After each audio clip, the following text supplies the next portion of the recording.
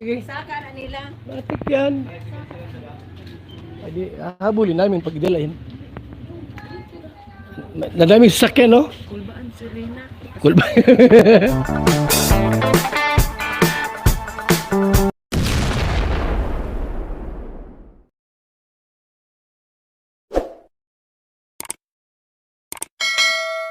Good morning mga kalingap!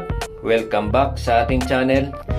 Huwag nating kalimutang suportahan kung saan nagmula ang Kalingap, Bal Santos Matubang, Kalingap Rab, Ate Edna Vlog para marami pa silang matulungan. Mga kalingap, ano kaya ang dahilan sa biglang pagdating ng lola ni Rina at ang kanyang tiyuhin? Nagtaka lang tayo kasi kung na-miss lang nila si Rina, pwede naman nilang dalawin at kausapin.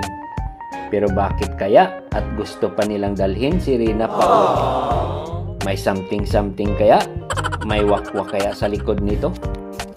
Buti na lang at hindi pumayag ang nanay ni Rina. At ayon nga kay Kuya Bal, wala namang problemang dalhin si Rina. Basta may pahintulot ni Nanay Melanie. Dahil siya ang nagdala kay Ate Roda at siya lang ang may karapatang kumuha kay Rina. Ayun. Oh. Mawi ka na raw? Ako kuya. Ha? Ako kuya. Hindi ko alam. Doon ka muna. Huwag kang painit. Oh. Kuya, kukunin na si Rina, kukunin. Kukunin na si Rina. Ay, di man pala. Sabi ko kunin. Ano sabi ni Tiyo? Sabi mo kukunin ni Rina. Si Rina, baka na-miss lang ni Lola. Namimiss lang. Daw po sabi ng tiyuhin kanina hihiram. Ay, hiramin daw. Ipahiram po ninyo. Hihiram na. Pwede po kasi ipaalam muna sa sa nanay. Kung pag sinabi ng nanay na ipapahiram, wala problema sa amin.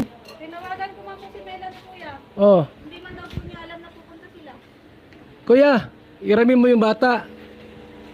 Wala problema 'yon. Kung ipapahiram, pero dapat alam ng nanay. Kasi nanay kasi Tawagan niya daw po. oh, Tawagan kasi nanay kasi ang nagdala dito, dapat siya rin ang kumuha, hindi kayo. Ay, ibabalik din naman po. Kahit po, dapat ang nanay ang kumuha rito. Ako po ang pinakang lola. Kaya nga ni, tawagan mo yung nanay, kausapin niya. Tawagan ko lang po ulit. Pag sinabi na ni Melanie na kunin, walang problema sa amin. Kahit pa kami maghatid. Tawagan mo. Para alam namin nay kasi mahirap yung kayo ang masunod kasi siya man nagdala sa amin si Karina dito.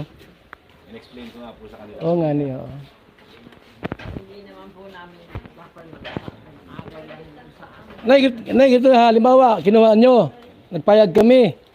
Hindi alam ni Melanie siya nagdala Karina dito. Ay, pupuntahan po na. Paano kung halimbawa may mangyari sa bata kami sisining Melanie? Napaliwanag mo? Opo. O ganun yan. Pupuntahan po na. Di rin tawagan nga ni muna. Kung papayag si Melanie, walang problema yon. Pero pagka hindi po, wala kami magagawa. Pero tinawagan na namin kanina. Nakausap Kausap ko ko kuya. sabi sa akin, pwede naman daw nilang dalawin, makausap, pero hindi nila pwedeng dalhin.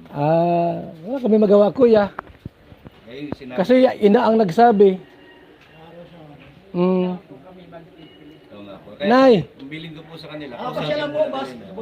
pasyal lang dito, pwede man. Anytime. Paano sa graduation niya nung exam? Anytime po, walang problema. May issue kasi dapat rin pupunta doon. O nga po, dapat kasama yung ina. Kasi ang ina nagdala dito ay. Walang pwedeng kumuha kundi yung ina po. Sabi ko nga po kasi may usapan din sa barangay. Nasa barangay din po yan. Hindi naman po namin alam na mapunta kami dito. Okay. Nasaan si Lolo ni Store? Ay, naroon po may gawa. May gawa. Okay.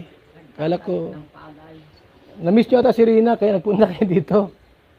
Nay, sa amin wala problema. Kahit kami maghatid. Basta nagsabi ang ina, o sige, ipahiram nyo. Wala problema sa amin. Di man namin si Rina. Natulong lang kami, handang tumulong lang. Ano lang po ang gawa namin. Adi, habulin namin pagdalahin. Nadaming sasakyan, no? Kulbaan si Rina. Cool ba? Ang daming sakyan pag kinuha.